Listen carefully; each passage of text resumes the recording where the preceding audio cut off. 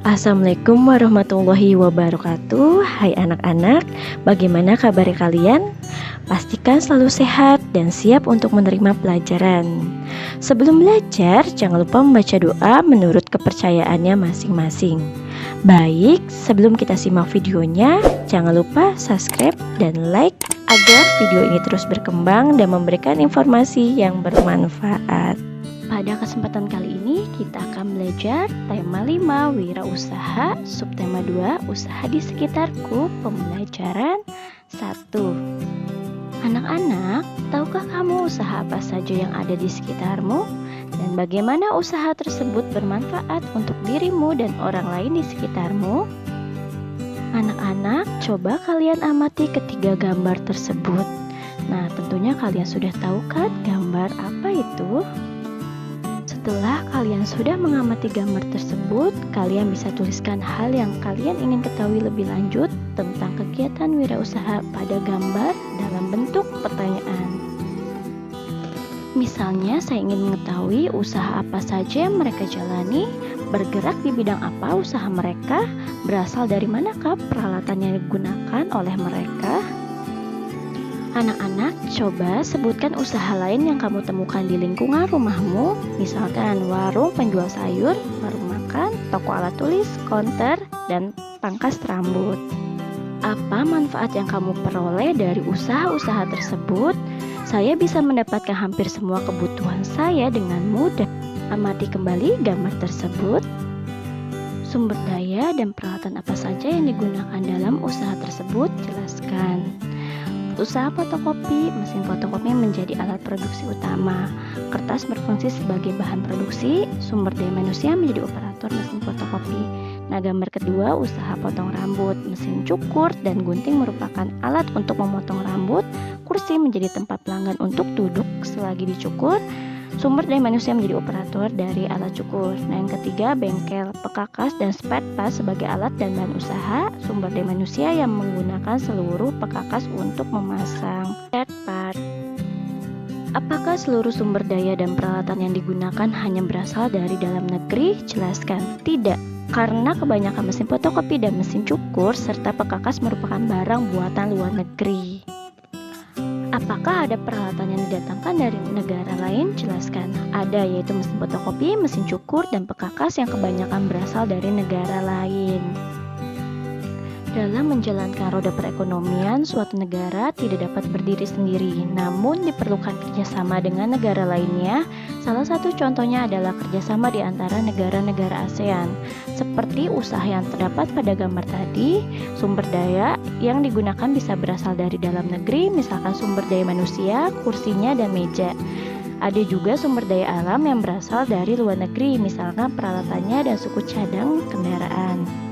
Kegiatan mendatangkan barang dagangan atau komoditas dari luar negeri disebut mengimpor, sedangkan kegiatan mengirim barang dagangan atau komoditas ke luar negeri disebut mengekspor. Anak-anak, sekarang kalian bisa membaca teks bacaan pada buku siswa halaman 67 dan 68 yang berjudul Ekspor Batik Terus Meningkat.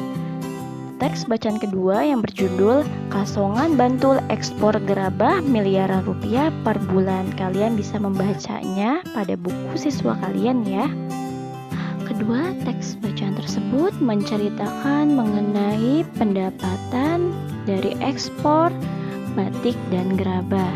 Setelah kalian sudah membaca halaman 67 dan 68, kemudian pada halaman 69 kalian diminta untuk menjawab pertanyaan yang disajikan.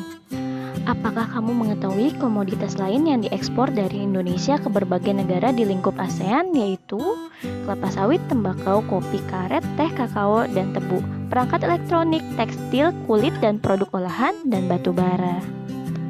Apakah kamu juga mengetahui komoditas yang diimpor dari berbagai negara di lingkup ASEAN ke Indonesia, yaitu minyak dan gas, perangkat elektronik, garam dan gula, bawang putih, obat-obatan maupun peralatan kedokteran?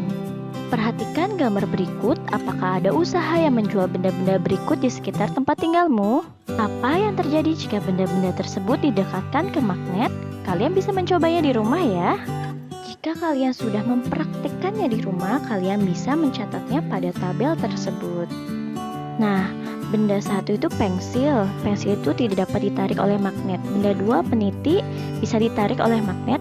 Ketiga penghapus, tidak bisa ditarik oleh magnet. Keempat paku, ditarik oleh magnet. Jepitan kertas bisa ditarik oleh magnet. Sisir tidak bisa ditarik oleh magnet. Gunting bisa ditarik oleh magnet. Batu, kayu, daun, karet, gelang, dan kaca tidak bisa ditarik oleh magnet. Ayo anak-anak, kita lakukan percobaan. Nah, di sini sudah ada tujuan percobaannya, alat dan bahannya, dan langkah-langkah percobaannya. Setelah kamu melakukan percobaannya di rumah untuk mengetahui benda-benda magnetis dan non-magnetis sesuai dengan langkah-langkah percobaan yang ada di buku siswa pada halaman 71, kalian bisa tuliskan laporan percobaannya. Tujuan percobaannya yaitu untuk mengetahui benda yang bisa dan tidak bisa ditarik oleh magnet. Alat dan bahannya yaitu magnet, pensil, peniti, karet gelang, paku, penjepit kertas, sisir, gunting, batu, kayu, daun, kertas, dan kaca. Langkah-langkah percobaannya yaitu ambil magnet, kemudian dekatkan magnet ke benda-benda yang telah disiapkan secara bergantian, amati apa yang terjadi, dan terakhir catat hasil pengamatannya pada tabel. Hasil percobaannya, pensil, kayu, kertas, sisir, batu, kaca, karet, daun tidak dapat menempel pada magnet. Sedangkan peniti, kayu, penjepit kertas, gunting dapat menempel pada magnet. Nah, kesimpulannya adalah benda non-logam tidak dapat menempel pada magnet, sedangkan benda logam dapat menempel pada magnet. Seperti itu ya. Baik anak-anak, kita akan lanjut belajar mengenai daftar riwayat hidup. Kamu mengetahui cara membuat daftar riwayat hidup? Ayo kita cari tahu lebih lanjut mengenai daftar riwayat hidup. Tuliskan pertanyaan sebanyak-banyaknya tentang daftar riwayat hidup. Misalnya, siapa namamu? Kapan kamu lahir? Di mana kamu lahir? Di mana alamat rumahmu? Apa agamamu? Bagaimana karirmu? Berapa umurmu? Apa prestasimu? Siapa orang tuamu dan apa pekerjaan orang tuamu? Tahukah kamu bahwa daftar riwayat hidup adalah data yang berisi informasi tentang diri seseorang? Kamu dapat membuat daftar riwayat hidup untuk keperluan menerangkan data diri kepada orang lain. Kamu membuat daftar riwayat hidup untuk keperluan mendaftarkan diri, misalkan mendaftarkan diri ikut lomba kesenian, menjadi anggota sebuah tim, pengurus suatu kegiatan, atau untuk melamar pekerjaan. Setiap orang memiliki daftar riwayat hidup masing-masing. Riwayat hidupmu pasti berbeda dengan riwayat adikmu, kakakmu, bahkan orang tuamu. Kamu dapat menuliskan daftar riwayat hidup dalam bentuk singkat maupun dalam bentuk narasi atau cerita. Untuk membuat daftar riwayat hidup diperlukan data diri, pengalaman, keterampilan, prestasi yang pernah diraih, serta informasi penting lainnya yang perlu diketahui oleh orang lain. Nah anak-anak, sekarang kalian bisa mencoba membuat daftar riwayat hidup kalian masing-masing ya. Cukup sekian pembelajaran dari Ibu. Mudah-mudahan kalian semua paham. Tunggu video pembelajaran selanjutnya ya. Terima kasih. Wassalamualaikum warahmatullahi wabarakatuh.